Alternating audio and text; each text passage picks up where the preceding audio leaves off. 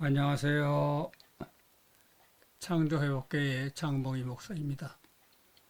오늘 할 주제는 예수에 대한 인식 문제입니다. 성경 말씀은 마태복음 16장 13절에서 20절을 봉독하겠습니다. 예수께서 빌립보 가이사라 지방에 이르러 제자들에게 물어 이르시되 사람들이 인자를 누구라 하느냐? 이르되 더러는 세례 요한, 더러는 엘리야, 어떤 이는 에레미야나 선자 중에 하나이다. 이르시되 너희는 나를 누구라 하느냐? 시몬 베드로가 대답하여 이르되 주는 그리스도시요 살아계신 하나님의 아들이시니이다. 예수께서 대답하여 이르시되 바요나 시몬아, 내가 복이 있도다. 이를 네게 알게 한 이는 혈육이 아니요 하늘에 계신 내 아버지시니라. 또 내가 네게 이르노니 너는 베드로라. 내가 이 반석 위에 내 교회를 세우리니 음부의 권세가 이기지 못하리라. 내가 천국 열쇠를 네게 주리니 내가 땅에서 무엇이든지 매면 하늘에서도 매일 것이요 내가 땅에서 무엇이든지 풀면 하늘에서도 풀리리라 하시고, 이에 제자들에게 경고하사 자기가 그리스도인 것을 아무에게도 이르지 말라 하시니라. 장으로 본 성경맥은 16장이니까 10 플러스 6, 10은 천국이나 하늘에서 뜻합니다. 하늘에서도 매일 것이요 6은 땅에서 매일, 내가 땅에서 무엇인지 풀면 하늘에서도 풀리리라. 이 장으로 본 성경맥입니다. 성경 가운데 이해하기 곤란한 곳이 두 군데가 있는데 오늘 본문과 요한복음 2장에 또 한 군데가 있습니다. 지금까지 기독교 2000년 역사 동안에 제대로 해석이 안 되었습니다. 예수께서 가이사라 빌립보 지방에서 제자들에게 세상이 나를 어떻게 알고 있는가? 다음에는 너희들은 나를 어떻게 알고 있는가? 질문했습니다. 이 말씀은 마가복음 8장 27절에서 30절, 누가복음 9장 18절에서 21절에도 나와 있습니다. 그러나 그 내용이 조금씩 다릅니다. 예수의 질문에 제자들은 세상 사람들이 당신을 세례 요한이나 엘리야 혹은 에레미야나 선지자 중에 한 사람이라고 보고 있다고 대답을 합니다. 다음에는 예수께서 너희는 나를 어떻게 보느냐 물었습니다. 그때 베드로가 신속하게 대답하기를 주는 그리스도시요 살아계신 신의 아들입니다 했습니다. 예수는 그것을 대단히 흐뭇하게 생각했고, 예수의 대답에 너는 복이 있도다. 이것을 내 아버지가 내게 도와줄 것이다. 그러면서 하시는 말이 이제 너를 바이라는 것이죠. 바이라 하리라 하면서 내 위에 내 교회를 서리라 말했습니다. 다음에 예수께서 누구에게든지 내가 그리스도라는 말을 하지 말아라 했습니다. 이 말은 마가복음과 누가복음에도 있습니다. 그 다음에 내가 예루살렘에 올라가 핍박을 받고 죽을 것이다 라는 말을 했는데 오늘 본문 다음부터는 그 말이 나옵니다. 여기서 그리스도시요 살아계신 신의 아들이요 했는데 마가 누가복음에는 살아계신 신의 아들이라는 말이 없습니다. 그런 거로 베드로가 주는 그리스도입니다 말했던 것 같고, 예수 자신도 자기를 그리스도라 했습니다. 연복음 17장 3절에도 그렇게 말했습니다. 그러나 그리스도라는 내용 의미는 다릅니다. 이스라엘 사람들의 그리스도는 제사장이나 왕이 될 그런 그리스도를 기대했고, 예수는 이 세상에 와서 제사장이나 왕의 흉내를 내지를 않았습니다.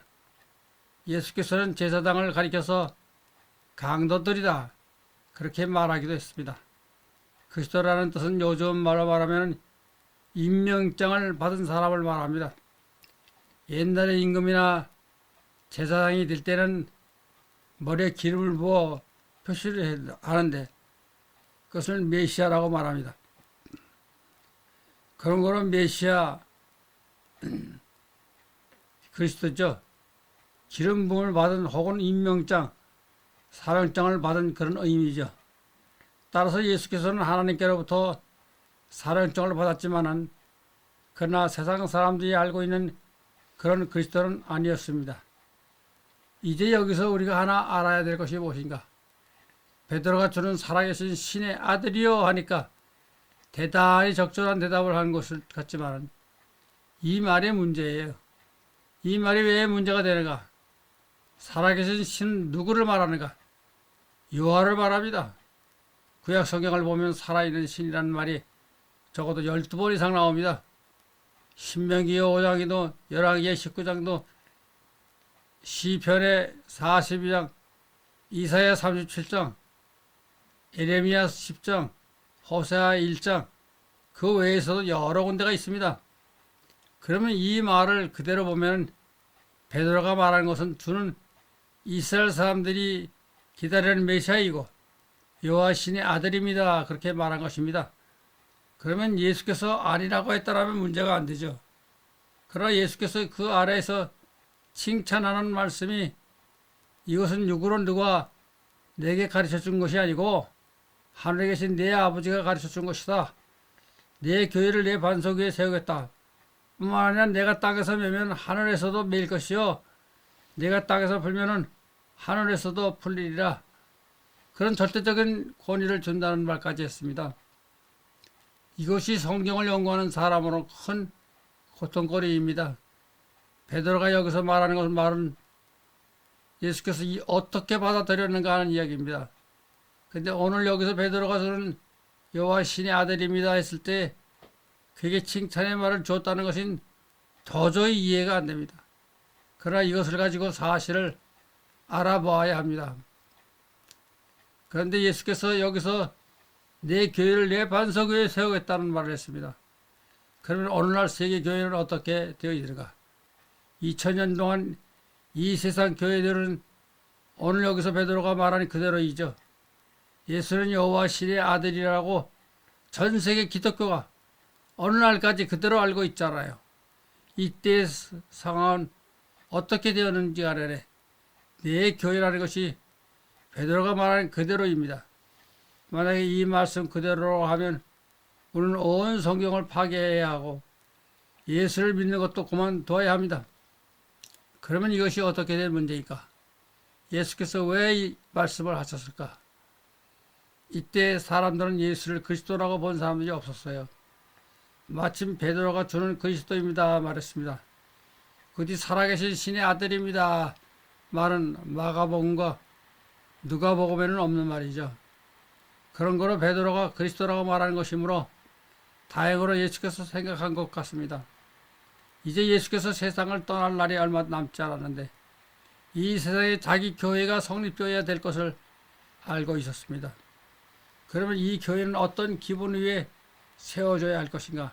할때 예수 자신도 이 세상 떠난 뒤 완전한 교회를 기대하지 못했습니다. 예수께서 제자들을 가르친 것이 한 1년 반 정도입니다. 이 시간 동안에 바닷가에서 고기를 잡던 사람들이 예수를 알아본다 하는 것은 불가능한 일입니다. 베드로 역시 예수를 완전하게 알지 못했습니다. 이제 오늘 보면 그 아래를 봅시다. 예수께서 내 교회를 반석 위에 세우겠다 하고 그 다음에 나는 예루살렘에 올라가 제사장들과 장로들에게 권역을 치르고 죽을 것이다 말했을 때 베드로가 선생님 그렇게 될 리가 없습니다. 당치 않는 소리입니다 했습니다. 그때 예수께서 베드로를 향해 무엇이라고 말했습니까? 이 사탄아 올라가라. 몇 분 전까지 내 교회를 내 반석 위에 세우겠다 했지만은 그 말이 끝나기도 전에 이 사탄아 마귀야 했을 뿐만 아니라 너는 나를 방해하는 자이다. 내 원수다. 이런 말을 했습니다. 이것이 무엇을 말하는가? 베드로가 예수를 몰랐다는 이야기입니다. 또 뿐만 아니라 베드로가 예수를 알았다고 하면 예수께서 붙잡혀 제사장들 앞에 섰을 적에 예수를 모른다고 3번이나 부인했을 리가 없습니다. 이 사건도 사복음서에 다 나와 있습니다. 만일 예수를 알았다고 하면 예수와 같이 생명을 바치고 목숨을 바치는 것이 자기에게 영광된 이름을 알았어야 됩니다. 근데 예수를 3번이나 모른다고 했습니다. 또한 그것도 예수께서 오늘 밤 내가 닭이 울기 전에 3번이나 나를 모른다고 부인하리라. 베드로를 사랑하는 마음에서 경고해 주었습니다. 그런 말 저런 말 다 잊어버리고 나는 예수를 모릅니다 하는 것은 그가 예수를 똑바로 몰랐다는 이야기입니다. 베드로에 대한 바울의 말을 인용하면 이 사람은 기회주의다 했습니다. 갈라디아서 2장에 보면은 베드로가 예루살렘의 안디옥에 와 있을 때에 이방 사람들이 식사도 하고 했는데 예루살렘에서 다른 사람들이 내려오니까 그가 이방 사람들과 교제를 안 한 것처럼 행동을 했습니다. 그래서 바울이 베드로를 면박하며 하는 말이 내가 유대인으로 유대인의 형세를 하지 못하면서 이방 사람들에게 유대인 되기를 강요하는 것은 되지 못한 짓이다 했습니다. 예수께서 당나귀를 타고 예루살렘에 입성했을 때나 떡 5덩어리로 5,000명을 먹일 때나 죽은 나사로를 살렸을 때는 우리 주님 했잖아 했지만 예수가 막상 죄인으로 막 법정에 서 있을 때는 전련한 사람으로 보였던 모양입니다. 그래서 나는 저 사람을 모른다 했을 뿐 아니라 저주까지 했습니다. 이것은 베드로가 예수의 겉모양은 알았지만 예수의 본체의 자세는 몰랐습니다. 이제 이 세상을 떠나는 예수는 답답한 마음이 있지만 베드로가 주는 그리스도입니다. 그 말에는 긍정적으로 받아들였고 그렇지만 내가 그리스도인 것을 세상에는 말하지 말라고 했습니다. 그리고 내 교회는 더 좋은 기초 위에 셀 수 없다는 것을 알았습니다. 그래서 너 위에 했는데 이 너라는 것은 베드로 개인을 말한 것이 아니고 베드로 하나의 대표적인 인물로 지칭해서 한 말입니다.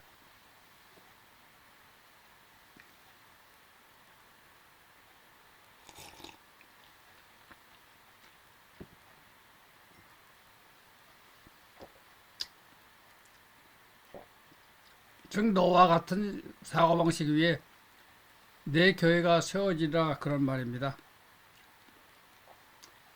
그런 거로 오늘날까지 2000년 동안 교회는 베드로가 말한 그대로입니다. 그보다 일보의 진전도 못하고 있습니다. 예수께서도 이미 그렇게 예측하고 있었다 보여집니다. 될 수만 있다면 그 당시에도 완전한 교회가 올바른 교회가 이 땅 위에 세워지기를 바랬지만 그만한 설 자리가 이 땅 위에 없었던 것을 어찌할 것인가. 이제는 예수를 인식하는 정도가 달라져야 합니다. 예수를 인식할 만한 인물이 있어야 하고 필요한 것은 시간이죠. 시간이 어느 정도 갖지 않으면 안 될 것입니다. 또 다음에는 예수를 올바로 인식한 환경 여건이나 상황이 달라져야 합니다. 마지막으로 필요한 것은 성령의 감동입니다. 이 4가지가 복합적으로 적용하지 않으면 예수를 정확하게 알 수가 없습니다. 지금은 시대가 달라졌어요. 이제부터는 예수를 아는 시간이 짧아져야 합니다. 지금까지 2000년 동안 예수가 누구인지 모르고 예수가 이스라엘 신의 아들이었다, 이스라엘 사람들이 기대하는 메시아였다 하는 것으로 교회가 메어왔지만 이제는 이것을 털어내야 합니다. 그리고 예수를 새로운 각도에서 올바로 인식이 필요합니다. 지금은 과학시대입니다.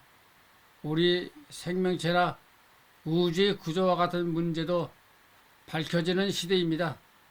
그런 거로 이제 성경에 대한 해석도 새롭게 검토되어야 하고 과거에 낡아 빠진 소리를 정리할 시간이 왔습니다.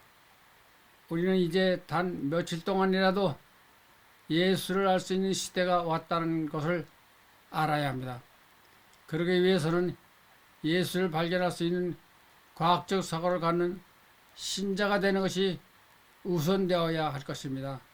아멘.